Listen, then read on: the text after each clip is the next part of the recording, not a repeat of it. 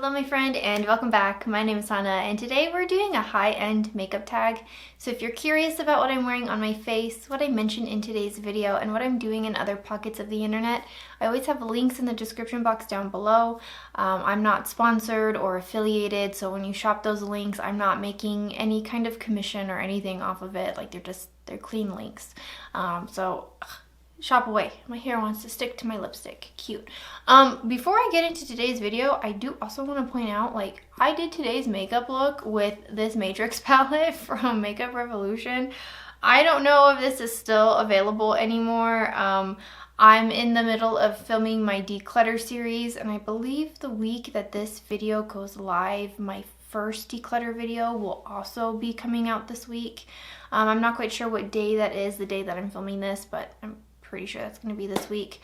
And so I'm trying my best to kind of use some makeup over the next few film sessions to kind of see, like, do I really want to keep this product? Is it worth keeping in my collection? You know, there are some products that I am on the fence about. And so we're just gonna address that. But okay, let's get into the makeup tag. I believe this is like 10, 11, 12 questions, I think. I'm not following this from any like YouTube content creator. I just googled makeup tags, and this was one that popped up, and I thought this sounds pretty fun, so let me just try it out. Question number 1, would you rather buy one expensive luxury item or buy several items with the same amount of money? I think it depends on what the luxury item is. So take like a Natasha Denona eyeshadow palette that's like 60 bucks. I guess I would rather like repurchase the retro palette than buy a lot of items that I've purchased from like ColourPop or something like that. But then there's also like, I did spend $70 I think on the Charlotte Tilbury face palette, the Vive face palette, and the Pat McGrath Labs face palette. I do love all three, but that was $70 a piece. I don't need as many blushes in my collection as I have, especially because I have those face palettes. But then it depends. Like, what if you need a mascara, a foundation, I don't know, a bronzer? I would rather be able to purchase those three things, but I already have those three things in my collection. I don't know. It really depends on the item. It really depends, because I don't know. Eyeshadow palettes tend to be more expensive, so if I am buying an eyeshadow palette from a high-end brand, I'm usually going to buy the palette and not anything else in that collection, because I have so many blushes and bronzers and things like that. I'm on the fence. I'll have to come back to it. Question number 2, when it comes to beauty products, do you believe the phrase you get what you pay for? Yes and no, but it depends on the brand, and it depends on like the stats of their products, if you will. So for ColourPop, it can be kind of hit or miss. Sometimes you get some really great items.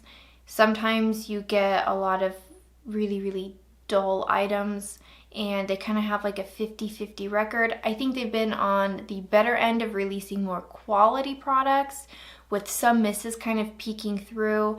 And if you've shopped ColourPop enough, you can kind of tell what's going to be really great and what's not. Same with like NYX and e.l.f.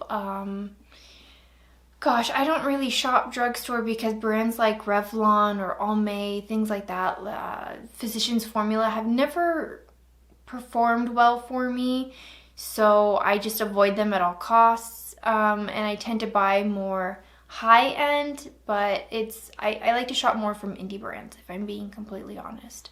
So I think yes and no. Like the Lisa Eldridge foundation is $60 for that foundation, and I'm sure it's beautiful and wonderful and lovely.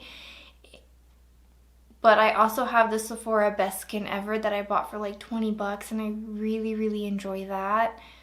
But I also have the Rose Inc Skin Serum, So again, it just depends on the brand and the stats of the brand and like what they release, because you can also have a really great indie brand like Melt who have some really great products, but then they also kind of drop the ball sometimes. So it depends. Question 3. What's the most expensive beauty item you've ever purchased with your own money? I do not get makeup as gifts. I have purchased all of my makeup on my own. I don't ask for makeup as gifts. If anything, I'm more interested in getting like anime merchandise as gifts over makeup. I like something, I don't know, I like a gift that's gonna last me a long time, be with me forever kind of thing. There is a shelf life on makeup. But like I said, I know that Charlotte Tilbury face palette was $75. I know that Pat McGrath face palette I just bought was pretty expensive. And again, the Vive face palette was also expensive. I have a few, I bought the retro palette for $60 at like full price. But I did get even the pastel palette. I think it's the Love palette that I got on like super discount. I have both versions of the Gemini and the Gemini 2 palette.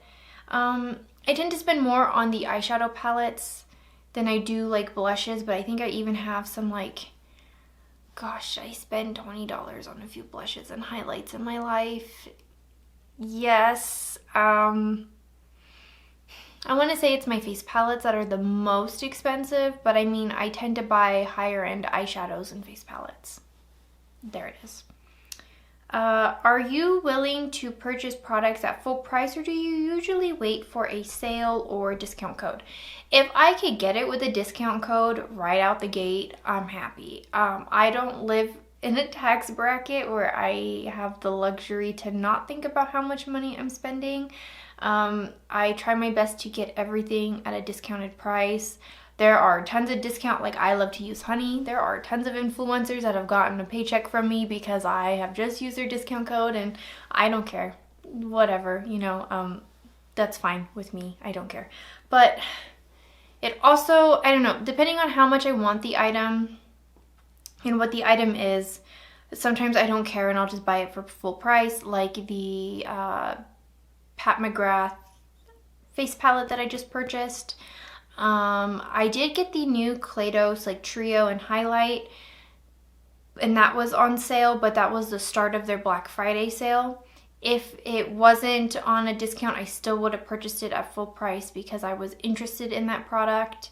But things like Pat McGrath and Natasha Denona and even Charlotte Tilbury, they'll do like big sales after some time, and you just kind of have to keep your eye out for it. ColourPop will also do like big sales and things like that. So I don't know, like you don't necessarily have to have it now. I know as like a content creator, we all want to have like the new things so we can make the content and get it out there. But I mean, if that's not you and you just live like a normal life and you're just like, oh, I really, like this product, I'd say wait for the discount code always, or just use Honey and then just, I don't know. But then again, you might also be giving money to someone that, I don't use the discount codes. It doesn't matter. Question number 5. Where do you shop for beauty products the most? I'm a big Sephora person. I'm actually like a rouge at Sephora, embarrassingly enough. And I mean, I can make one more purchase and keep my rouge status. I like Sephora. I like Sephora because I like to buy my Natasha Denona, my Pat McGrath, my Rare Beauty, my Fenty, all of that. I like to purchase it from Sephora. I can trust their shipping. I trust their returns. Like if I have to make a return, if something breaks, like I know that I can reach out to customer service. It's not that big of a deal. I don't mind purchasing from the brand's website specifically. Like I've purchased from Vive, I've purchased from Unearthly Cosmetics, from Melt, from their website themselves, and haven't really had a problem. Except the Pat McGrath. I will never shop from the Pat McGrath website. If I never will. It always comes to Sephora. nothing that's releasing on that website first is worth it for me. I'm sorry. It's just not. So I think it just depends. I don't really shop from Ulta because what I do want from Ulta, I can already get from Sephora as far as like makeup is concerned, or I just kind of like, I buy a lot of NYX products, or I buy 2 NYX products, and I can get that from my Target. I don't need to go to my Ulta to purchase it. I can just get it on my Target run. No big deal. But I do buy a lot of hair accessories like clips and hair ties and things like that from Ulta, but most of my makeup, it's coming from Sephora. Question 6, how often do you get your nails and or hair done? I clearly bleach my fringe, and I think I've bleached it like twice this year. Like I just recently touched up my roots. I go in every 6 weeks and, you know, kind of like trim up my hair kind of thing. And I'm okay with that. Like nothing bothers me more than having just an unruly haircut, and then like it bothers me. You've seen me like pick and move my hair so many times already in this video, I'm sure. I'm a big hair shredder.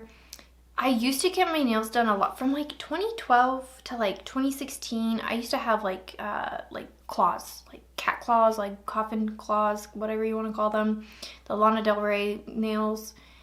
And then I got a job at Disney, and Disney you can only have like it could barely get past like your fingertips, and the job that I was doing at Disney, I kind of hit my hand a lot.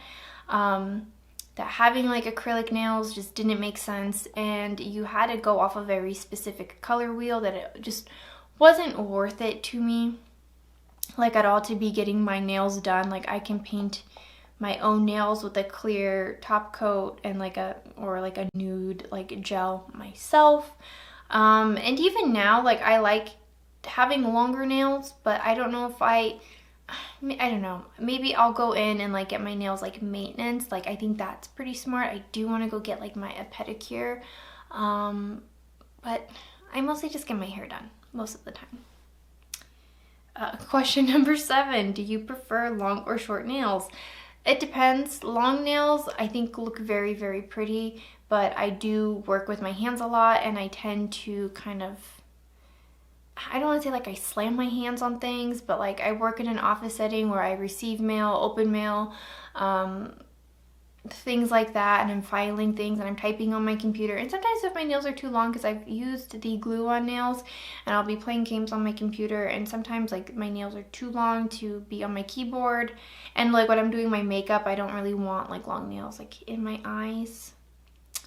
So I think it just depends. Like if I never have to work and I can just, you know, be full-time like cosplayer, content creator, and not have like an office job, sure, I'll have long nails, no big deal. But I have to live a normal life. Question number 8, what makeup brush brand is your favorite?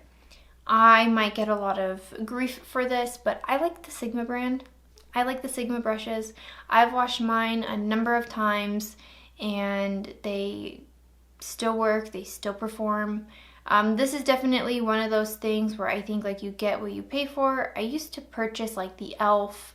and the NYX and the Morphe brushes, and if I have any of those left, it's because like I either haven't replaced them with like a Sigma brush yet, or like I use them to like, I don't know, apply like my primer and things like that, or like skincare. Like I don't really use them for my makeup, and they're not really brushes that I care if they get destroyed or whatever, because they don't mean anything to me. They're kind of already destroyed at this point. I know Rephr's having like a huge sale, and I want to get my hands on some of those Rephr brushes, but as someone who like, I do garage kits and I tinker with a lot of things and I cosplay, I'm also of the belief that like you can have really high-end quality tools, but the tools don't make the artist. Like the artist should be able to use the tools to its full capacity, but sometimes a bad tool is a bad tool. I think Sigma is great for those who are learning makeup. I think those for who are like me and just kind of, you know, I'm not doing too advanced of things. Like I think my most advanced makeup is more for like my cosplay, but even then that's just like contouring and whatnot. And then if you're someone like Maycroft from Instagram, I've been doing like really intense like graphic liners and things like that.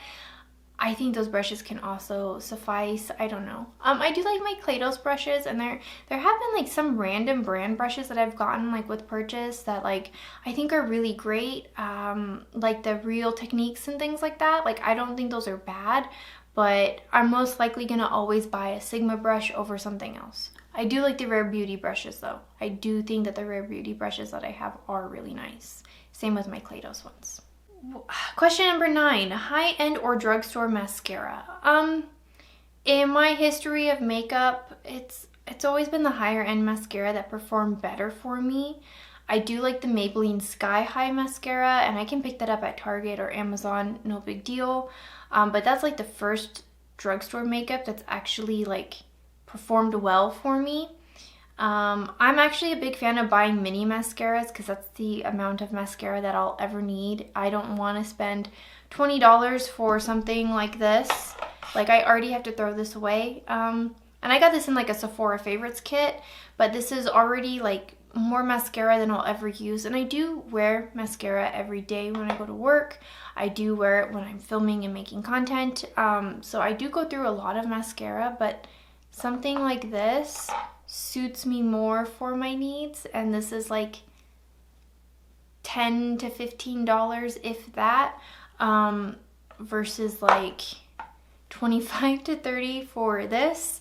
And I mean, I know I get this for like $8, but this has been the only one that works for me. The only one. I have very straight, heavy lashes, so as soon as I put product on it, they tend to like sink and fall flat.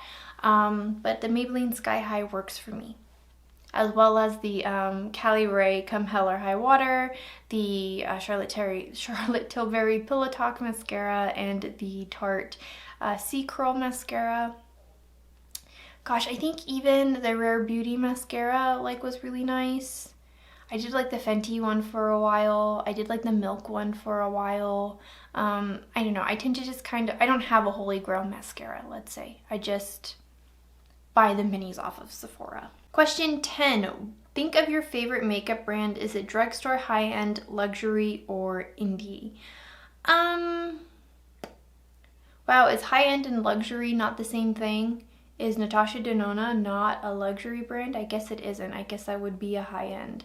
I tend to be more a fan of the indie brands. I like the color story that they give. I like that they can go very neutral or they can go very colorful, and they tend to be more artistic in their makeup delivery. And I don't know, I just like that more. Question number 11, and this is going to be the last question. Considering your answers to these questions, do you think you're bougie? No. I do tend to shop more higher end and indie collectively, but I think I just know what I like personally and what my skill set is. That's not to say that there aren't great like e.l.f. and NYX products, because I definitely have some of those in my collection, but more times than not, those don't work for me. But then something like ColourPop would. And then I'm not so as impressed with a lot of the Natasha Denona releases lately. I don't know. My indie brands never really, they can disappoint me, but for the most part, my indie brands like keep me interested in makeup, and that's usually where I put all of my money anyway. But let me know in the comments down below, what is your favorite makeup brand? Which brush brand should I look into? I don't know, maybe what's one of your favorite mascaras? I don't have a holy grail mascara, so I'm always looking to see what's good and what's out there. And if you liked hanging out with me today and you want to see more, make sure you hit that subscribe button down below, and I will see you guys in the next one. Bye.